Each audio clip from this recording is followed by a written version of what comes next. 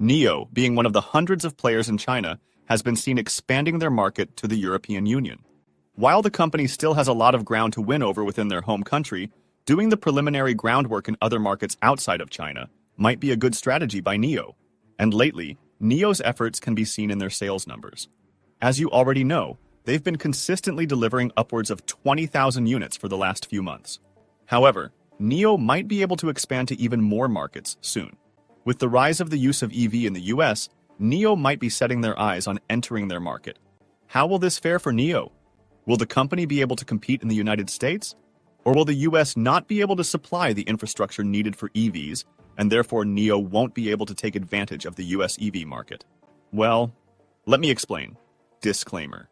NIO is taking a bold step by deciding to import its premium electric cars directly from China to the US market, rather than setting up local production.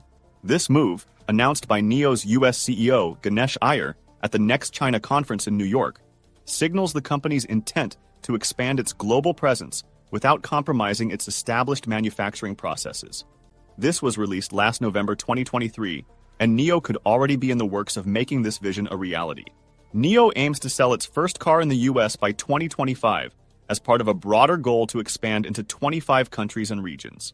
However, this plan comes with challenges.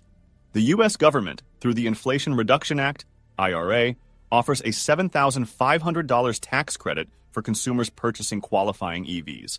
To qualify, these vehicles must be manufactured in North America with domestic batteries, putting companies like NIO, which import vehicles, at a significant disadvantage.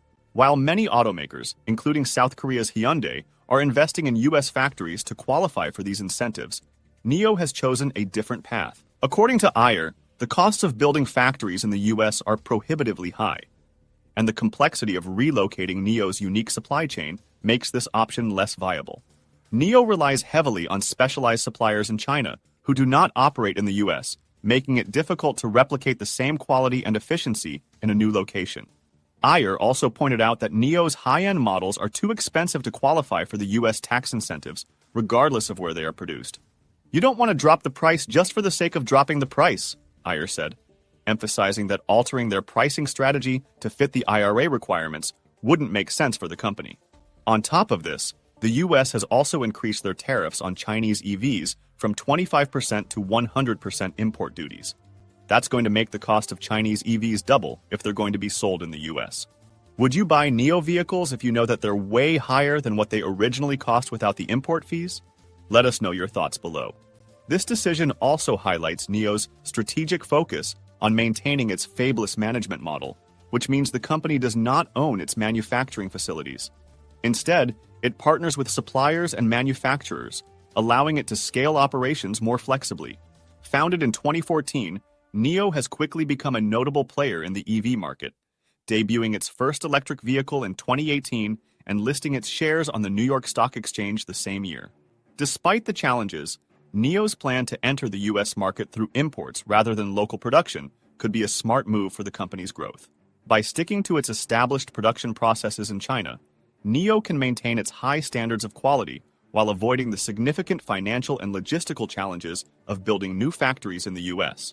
This strategy allows NIO to focus on gradually entering the US market, positioning itself for long-term success without overextending its resources. While American competitors like Tesla benefit from local tax incentives, NIO's approach could allow it to carve out a unique space in the premium EV market, attracting consumers who value the brand's quality and innovation over the price. If NIO continues with their plan to sell their products in the US, they will face another matter regarding the infrastructure needed for their vehicles. As you know, NIO is at the top of the battery swapping game and will most likely use the same tech for the vehicles they'll sell, although they can also be charged using a plug-in charger. As of today, the US infrastructure for EV charging stations isn't enough across the country, but there might be a chance this can change in the near future. The shift toward electric vehicles in the US is pushing the country to make major changes in its infrastructure, especially when it comes to charging stations. The Biden administration has set a goal for half of all new vehicle sales to be EVs by 2030, with California aiming even higher, 100% zero-emission vehicles by 2035. To reach these targets, the US needs a huge increase in public charging stations, nearly 2.3 million by 2030, according to the National Renewable Energy Laboratory. In California alone, energy officials estimate the state will need just over 1 million public chargers by the same year.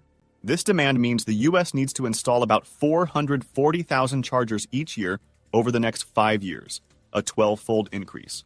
A significant portion of these chargers will need to be level 3 fast chargers, which can recharge an EV to 80% in about an hour, compared to the slower level 2 chargers, which take much longer.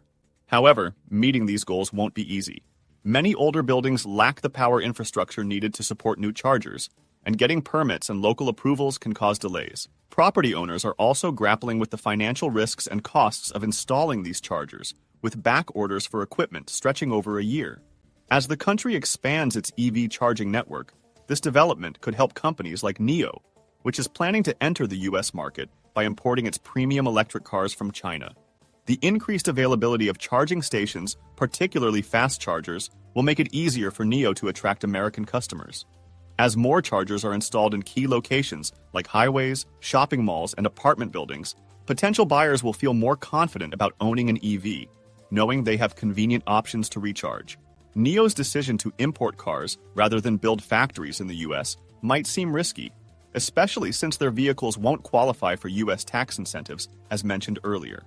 But as the EV charging infrastructure grows, NIO will be able to tap into a market that is increasingly prepared for electric vehicles. The expanding network of chargers will reduce the range anxiety that often holds consumers back from choosing an EV, making it easier for NIO to introduce its vehicles to the American market. As the U.S. ramps up its charging infrastructure, NIO's entry into the market becomes more feasible. The growing network of chargers will provide the support NIO needs to attract customers, helping the company establish a foothold in the U.S. without the need for local manufacturing. And it might only be a matter of time before the U.S. will also have battery swap stations if NIO will be able to enter their market. By that time, NIO will definitely be bringing a major change in the EV industry, since most EVs nowadays are still relying on plug-in charging, which is relatively slower than battery swap. Will this really be a reality soon? Well, the issue of the high tariffs and other import fees is still a huge block to NIO's expansion to the U.S.